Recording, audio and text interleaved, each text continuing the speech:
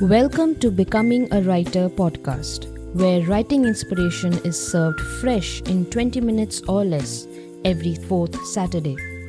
I am Rubina Gauri Gomes, and together we'll learn how to explore, experiment with, and express our writer selves.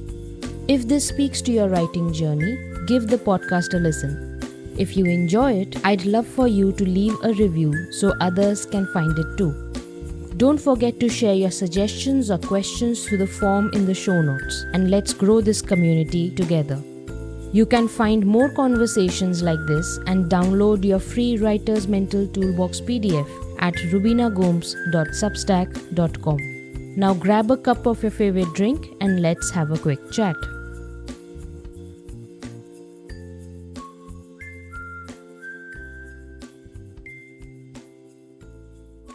Hello my writer friends, Rubina here, and welcome to our conversation number 45.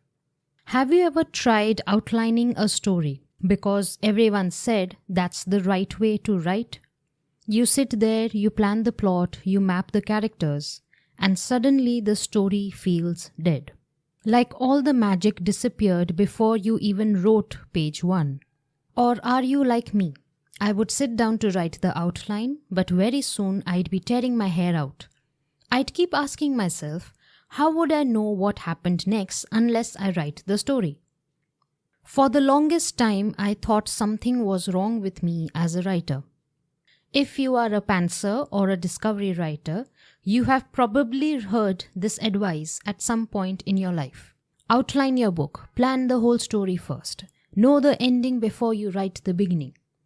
And if you are anything like me, that advice probably made you feel like something was off. The writing world has been primarily dominated by plotters, writers who map out their stories before they begin. I prefer defining plotting as the orderly and methodical way of writing, and that method works brilliantly for some people. But for others, it just kills the joy of writing. Some of us write more intuitively and with curiosity. We want to discover the story or thought while we are telling it. We start with a spark, a character, a situation, and then we follow the trail to see where it goes.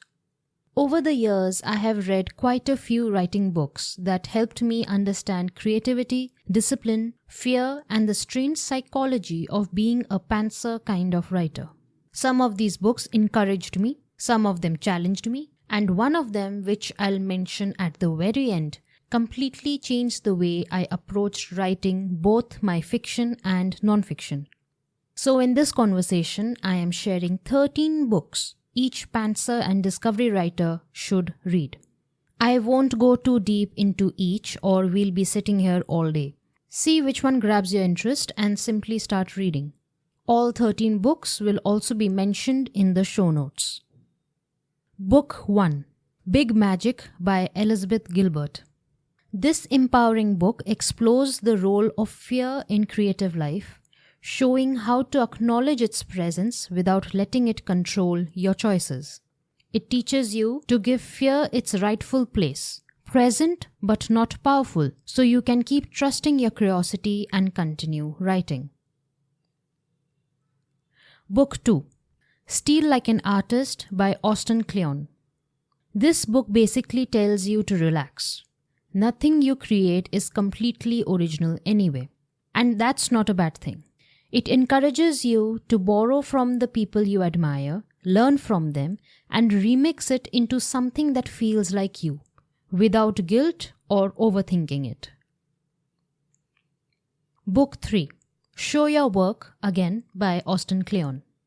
This book gently nudges you to stop hiding and just put your work out there already.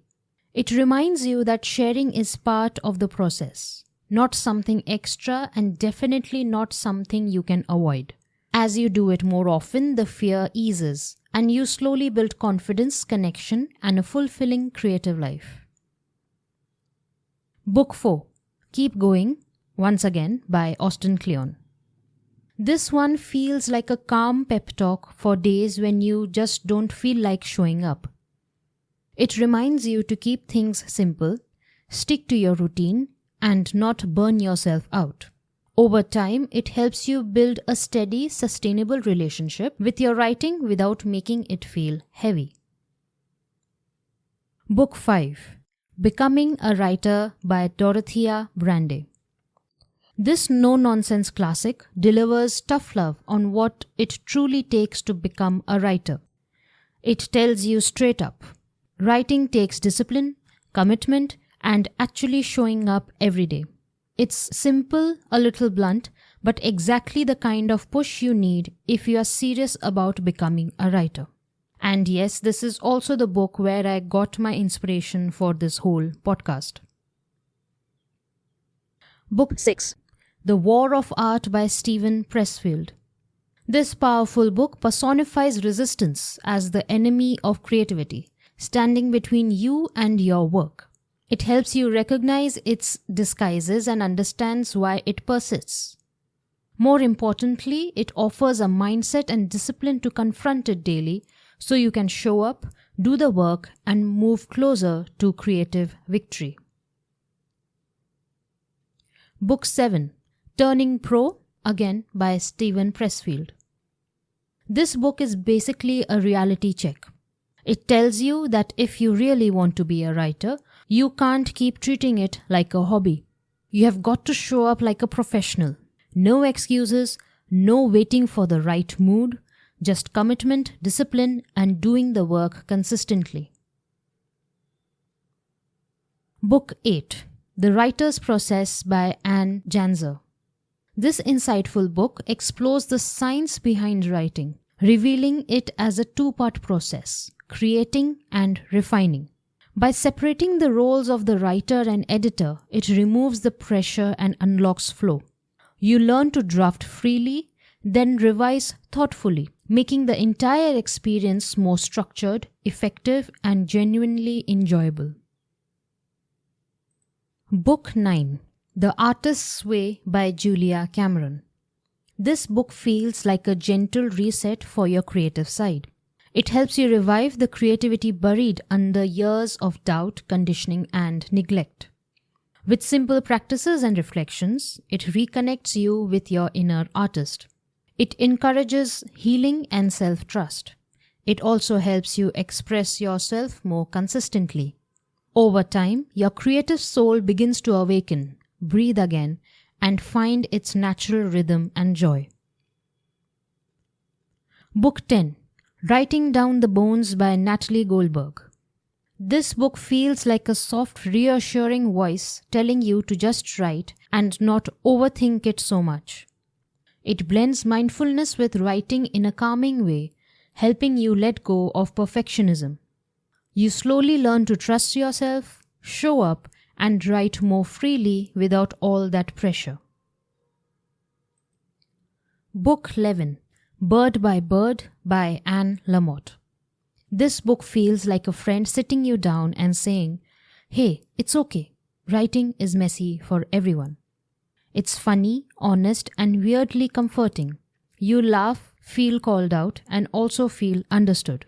Most importantly, it reminds you to just take it one step at a time. Book 12. You Are a Writer, So Start Acting Like One by Jeff Goings. This book basically looks you in the eye and says, you are already a writer, so why aren't you acting like one? It pushes you to stop waiting for permission and just begin. Show up, write consistently, and take yourself seriously because no one else is going to do that for you. And the final book, book number 13. Writing into the Dark by Dean Wesley Smith. This book is what I consider to be the holy book of the pantsers. If out of these 13 books you'll read only one, make it this one. In Writing into the Dark, Smith not only explains why pantsing is the way to write, but also gives you historical proof of it. Then he explains how you can go about it by sharing his process. It gave me the validation that it's okay to be a pantser or discovery writer, and how it could be more fun than being a plotter. This book single-handedly kickstarted my novel writing journey. If you are a pantser, there is a good chance that at some point in your writing life, you have felt a little out of place.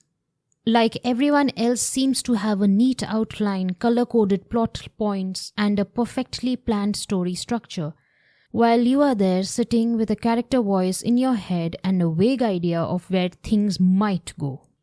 But here's the thing. Writing has never been a one-size-fits-all craft. Some writers plan everything before they begin. Others figure it out while they are writing. Both ways are valid. Both ways produce great books. The books I shared in this conversation helped me understand creativity, resistance, discipline, and the emotional roller coaster that comes with being a writer. But most importantly, they helped me trust the way my mind and creativity wants to write. And sometimes that's the permission a writer needs the most.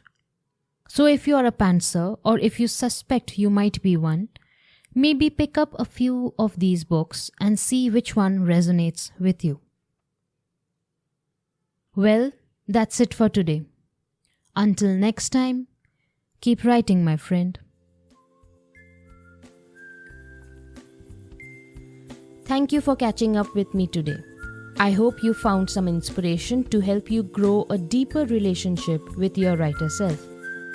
If you enjoyed today's episode, don't forget to follow the podcast and drop a review. You can also share any suggestions or questions with me through the form in the show notes. You can find more conversations like this and download your free Writer's Mental Toolbox PDF at rubinagomes.substack.com. That's a wrap for now. See you later.